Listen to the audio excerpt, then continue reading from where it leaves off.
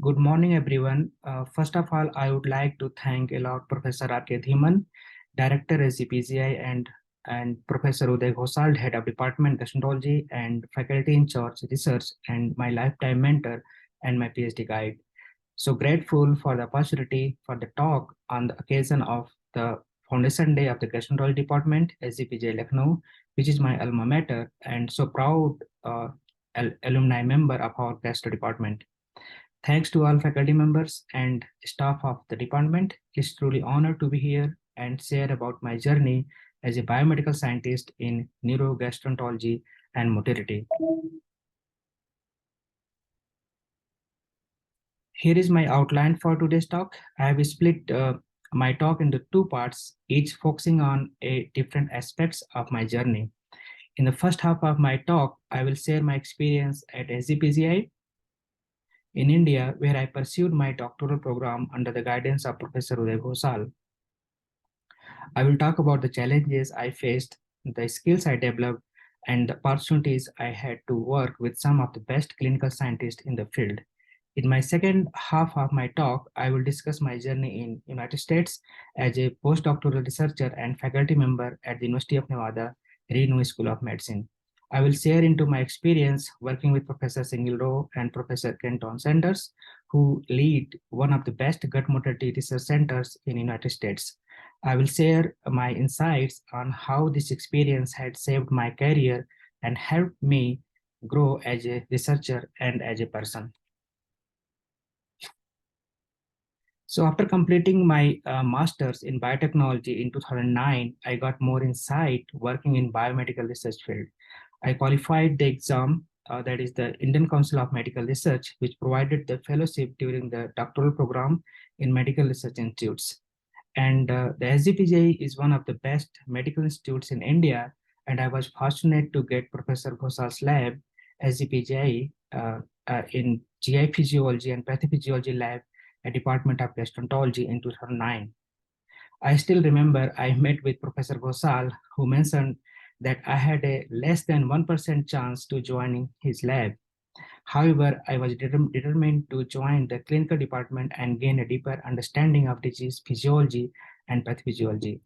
I also learned that PhD students in gastroenterology department had the opportunity to interact with patients, which I saw a valuable learning experience. My determinations paid off, and I was able to secure a place in Professor Ghosal's lab. This was dream come true for me, and I was excited to work in clinical department where I could combine my passion and biomedical research with the opportunity to interact with the patients. The fact that the Ghosal had a strong collaboration with basic scientists like in medical genetics, Professor Prahlad Mittal at that time in medical genetics department, that added a bonus and provided me with a unique platform for the growth as a biomedical scientist. This was the start of my journey in the field of biomedical research. I am grateful for the opportunities that SCPGI and Professor Ghosal provided me with, and I am proud to have been a part of this esteemed institution. So I want to share experience what I have learned during my doctoral program in a clinical environment. So during my time at SCPGI, I had the privilege of working on the both basic and clinical research projects, which gave me a well-rounded understanding of the field. The research experience of being part of a clinical environment allowed me to bridge the gap between the lab and the bedside, as I was able to directly observe the impact of my research on patients' life. Furthermore, as in being in the biomedical setup, you have the opportunity to publish clinical as well as the translation research paper. If you are enough lucky and based on your interactions with doctor and patients, you may get clinical papers, and clinical articles are more cited as compared to the basic research. And also you have the opportunity to uh, publish some basic research for the connecting the physiological and pathophysiological mechanisms. So I got to work in the field of functional GI disorders, currently defined as the DGBI, to underscore the term functional as it has a connotation of being primarily psychological in origin. And 50 to 60% of the patients seen by gastroenterologists are patients with DCBI, like functional dyspepsia, irritable bowel syndrome, gastroparesis, slow transit constipation. So there is a huge burden of the disease, both in community as well as in the clinics. During my doctoral program, there was scanned data about the prevalence and pathology present with FCID. Particularly from India, there was no data on this. So I got opportunity to working in the two projects mainly. So epidemiology of India, of functional dyspepsia in India, and genetic components contributing in predisposition of functional dyspepsia. So as I mentioned, like one important thing that I want to the interaction and the connection with the patients teach us a lot about the symptom interpretation and connecting the thoughts underlying the pathologies present with the disease. I remember the first thing Professor Kusal asked me to develop the proforma questionnaires based on the Rome 3 criteria for FZID, particularly for functional dyspepsia and IBS. And those are the setup of the questionnaires. Usually doctor collect the clinical history from the patients for the diagnosis of a disease condition. Being a basic scientist, it's strange, right? So because we do not have the prior training how to interact with the patients, but it's very important to interact and build a connection and learn more in depth about the cause of the symptoms. I used to go with Professor Khosal in OPD and observe him how he interacts with the patients. And I learned a lot about how important is the clinical history from the conversation between the physician and the patients. We developed a proforma using the Rome 3 criteria for patients with FD, and also we translated and validated Rome 3 questionnaires in Hindi language for having the clinical history of the patients with functional dyspepsia always used as a tool to collect the data during our epidemiological study.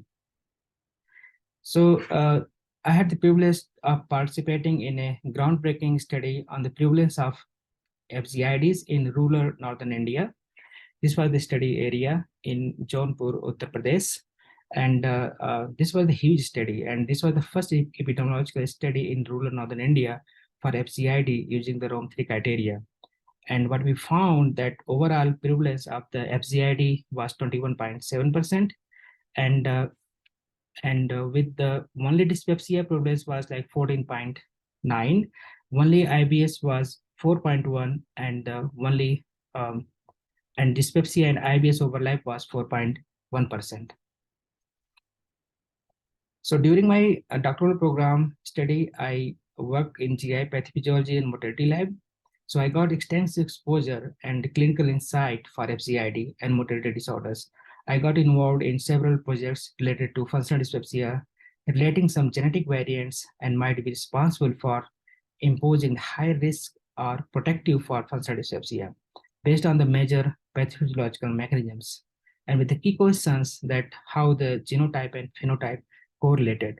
So we published several articles like interleukin 17F and interleukin 10, exploring the pathophysiological mechanisms of gut immune dysfunction, GN beta 3 for the visceral hypersensitivity, and also we worked on the eclasia, that is physiomotor disorder, for the nitric oxide synthase gene SNPs. So, but most important is like the functional relevance of these associations, and that warranted for their contribution in development of FZID or motility disorders. I had also the opportunity to work with DM residents and apply my knowledge and experience to diagnose the patients with motility disorders.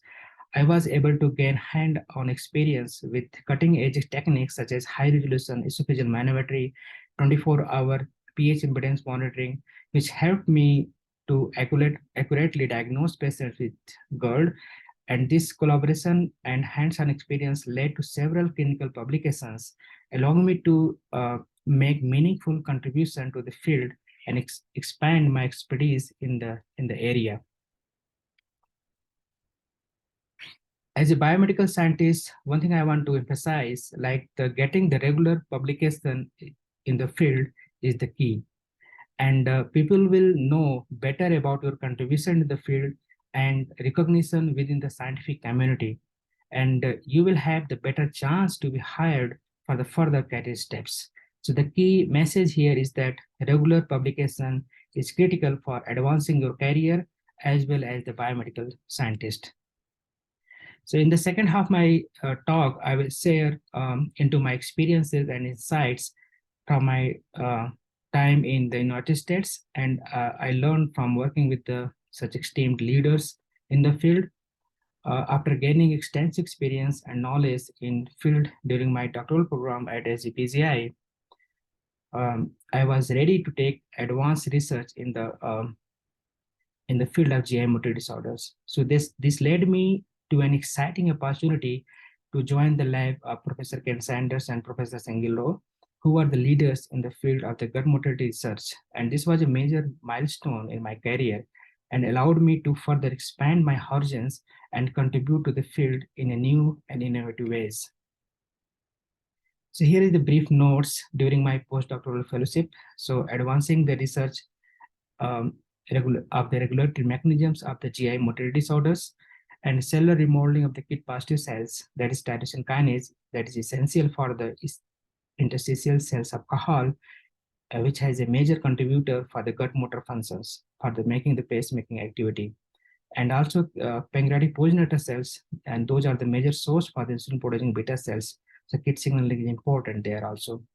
Also, RNA therapeutics, why it is important to fix the real pathology present with gut motor disorders. And also in one more important research project, we explore the enterochromaffin cells which secrete the serotonin and the dynamics in idiopathic gastroparesis.